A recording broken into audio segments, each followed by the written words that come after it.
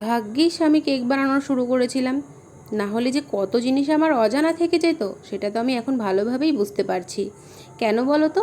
এই যে শুরুতেই তোমাদেরকে দেখিয়ে দিলাম একটা কার্টুন থিম কেক, এই কার্টুনটার আমি আগে কখনো নামও শুনিনি, যতদিন না এই থিমের কেক আমি বানাতে শুরু করেছি।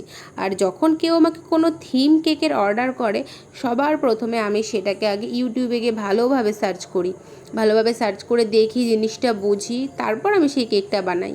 সত্যি বলতে একটু না জেনে করতে না আমার কেমন একটা লাগে, যে কোনো কার্টুন বা যে কোনো থিমেরই হোক না কেন। তো এই যে কেকটা অর্ডার করেছিল যে দিদি, সেই দিদিটা আমারই একটা পুরনো কাজের ছবি দিয়েছিল, যেহেতু এই থিমে আমি আগেও কাজ করেছি। তো বলেছিল এটার মতন করে দিতে। আর ফ্লেভারটা ছিল বাটারস্কচের মধ্যে 1 পাউন্ড কেক। তো আমি যতটা সম্ভব কেকটাকে সুন্দর করার চেষ্টা করেছি, অনেক ফুল টুল দিয়ে দিদির বাজেট অনুযায়ী।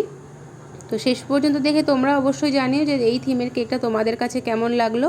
আসলে এই কার্টুনগুলোর কথা সত্যি বলতে আমি এই কেকের কাজ না করলে কখনো জানতেই পারতাম না, কারণ আমাদের তো ইমোশন আছে Chhota Bheem, অগি and the cockroach, তারপর ডোরেমন, নিনজা হাতড়ি, এই সবের মধ্যে আমাদের ছেলেবেলায় এগুলোতেই আমাদের সময় কেটেছে, কারণ এই সব কার্টুনগুলো একদম নতুন।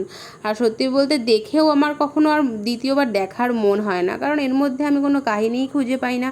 তো তোমরা কারা কারা আমার সাথে একমত সেটা আমাকে অবশ্যই জানিও। এখন যদি চোখের সামনে হঠাৎ আমাদের ছেলেবেলার কোনো কার্টুন চলে আসে বা ইচ্ছা করেও দেখি, তাও ভালো লাগে, কিন্তু সব নতুন কার্টুনগুলো না সত্যিই দেখতে ইচ্ছা করে না। তো যাই হোক, তোমাদের সাথে গল্প করতে করতে দেখো কেকের ডেকোরেশনটা তো প্রায় শেষের দিকে চলেই এসছে।